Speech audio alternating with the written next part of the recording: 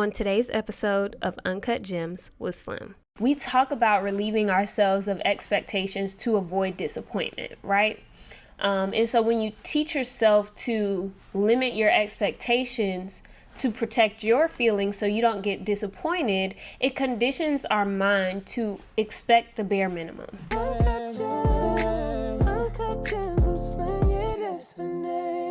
Hey y'all, welcome back for another episode of Uncut Gems with Slim. I am your host, Slim Reshae. So excited. Today we are diving deeper in season 1 of Real Life Goals here on Uncut Gems with Slim.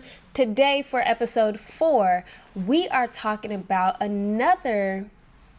I feel like it's another mental battle. Last week we talked about the mental battle where it's you versus you and how you have to make sure you always win the mental battle first before you can move forward in a thing, because everything starts with a thought. And so today for episode 4, it is called Conditioned to Settle, because I feel like, especially recently, I have this thing, and y'all can tell me if I'm just being super extra or not, but I feel like growing up, like we've been conditioned to settle to a certain degree, and follow me. So like one thing for me when it comes to relationships, which is probably why I'm still single, I usually go into it where it's like you are innocent until proven guilty. You are somewhat trustworthy until you give me a reason not to trust you. Like I don't come in with a whole bunch of doubts or a whole bunch of negative thinking. I go into a situation where I'm positive, like until someone continues to show me as I get to know them the qualities. Once you show them to me, I'm going to take it for what it is, but I'm not just going to judge you off back where I'm like, oh, can't trust nobody, da da da da. And so with that being said, I've gotten advice all the time. And sometimes I've given the same advice where it's like, you shouldn't have any expectations when going into a thing, which to a certain degree, yes, but to a certain degree, no. And I say that because like we talk about relieving ourselves of expectations to avoid disappointment, right? And so when you teach yourself to limit your expectations to protect your feelings so you don't get disappointed, it conditions our mind to expect the bare minimum. And that's why today's episode is called Conditioned to Settle, because a lot of times in life we expect the bare minimum. We'll pray about things that are bare minimum, like we don't serve a miracle working God. You get what I'm saying? It's like if you go to an all you can eat buffet and you just order water, you get the bare minimum because you aren't expecting as much as you should. And that's not to say just hop into everything, happy-go-lucky, expecting the utmost from everybody you come in contact with, because people are different. People aren't. One thing that I learned, and I wish I learned sooner, is that people aren't going to treat you the same way that you treat them. People aren't going to love you the same way that you love them. People aren't going to communicate with you the same way that you communicate with them. And so today's episode blossomed from something that I experience all too often, which I kind of said before. So when it comes to getting to know people, I always find myself like initiating the conversation. I'm the one reaching out to them first. Like I'm always the one who's like, good morning, like how are you doing? I hope you had a great day. Just inquiring about that person. Because for me, if I'm trying to get to know you, like I'm trying to get to know all of you. I'm not just a surface level person where I'm just going to be like, hey, what's up? What you doing? How was your day? That's it. Like I want to really get to know the true you. Real quick, I just wanted to take a moment and pause and ask, are you subscribed? Make sure you subscribe to us on all podcast streaming platforms and check out the visual on YouTube at Uncut Gems with Slim. Lastly, don't forget we are also on Instagram. Follow us on Insta to get motivational snippets, episode highlights, and so much more. Now, let's get back to today's episode. And so in that process, I feel like a lot of times in the beginning, their maturity when it comes to relationships, when it comes to knowing about their emotions and things like that. A lot of times when it comes to that, it's hard for a guy to just be vulnerable out the gate, emotionally intelligent out the gate, and things like that. So it's easy for them to be surface level. And sometimes they wait on the woman to pull the deeper stuff out of them instead of just being open and transparent up front. That's all opinionated, whatever.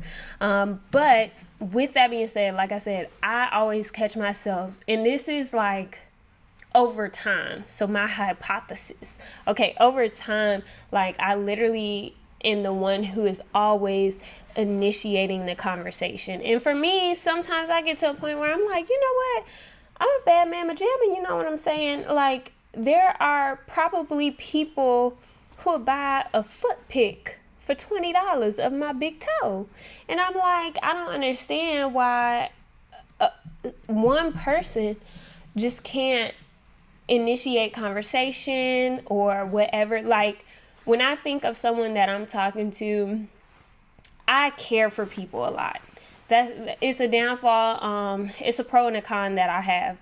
I care for people, and so with that being said, it's like if I say I care for you, it's close to how I care for my family. Like, if I don't hear from you for a while and I know we like cool, like then I might start to worry, you know what I'm saying?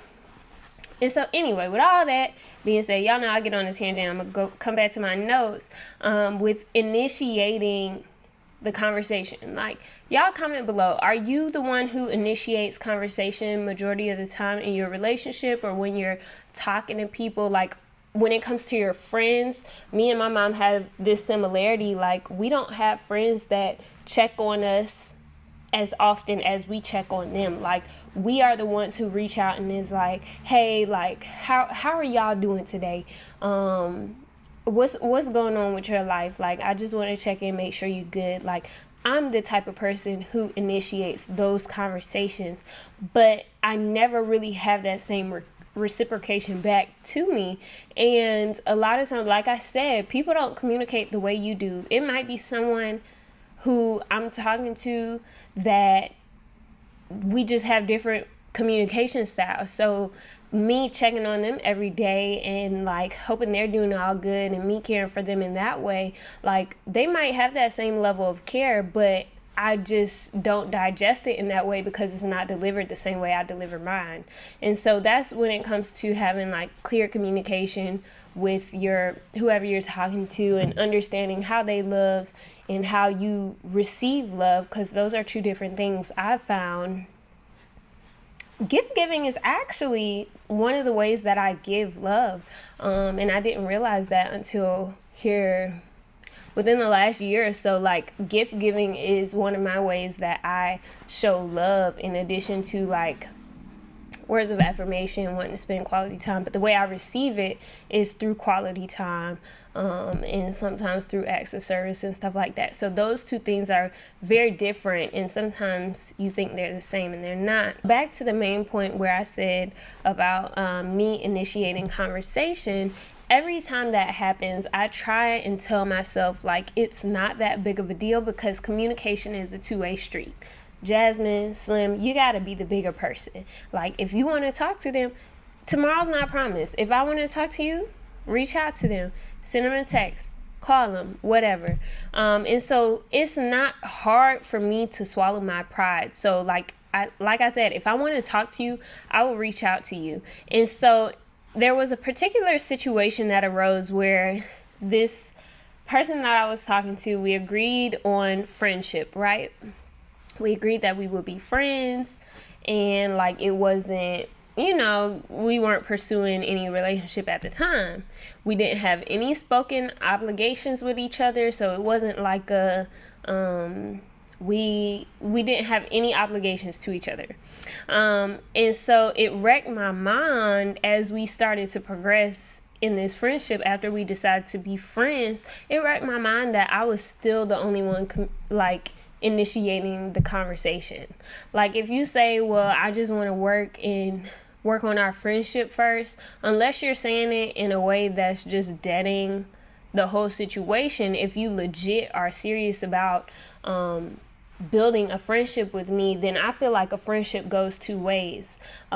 Me and my girlfriends, like, we might not talk every day, but we've gotten to a point where we all check in on each other. We all initiate, we all put in effort to maintain a good, healthy friendship. And for me, because I still was the only one like initiating it, I feel like if I'm the only one initiating conversation, I feel like I'm pulling teeth to get you to talk to me.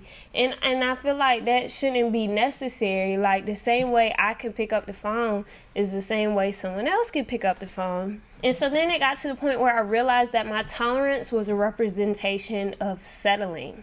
And like I said, today's episode is called Conditioned to Settle. Sometimes you'll hear people giving like life advice or relationship advice, and they'll say, I don't have expectations for anyone, because if I don't expect anything, then I won't be disappointed. And I too myself have shared that point of view before, because it sounds like a great way to try and prevent disappointment and prevent getting hurt, but at the same time it's actually conditioning us to settle and expect the bare minimum. Because if I go into a thing with absolutely no expectations, then I am literally settling with bare minimum.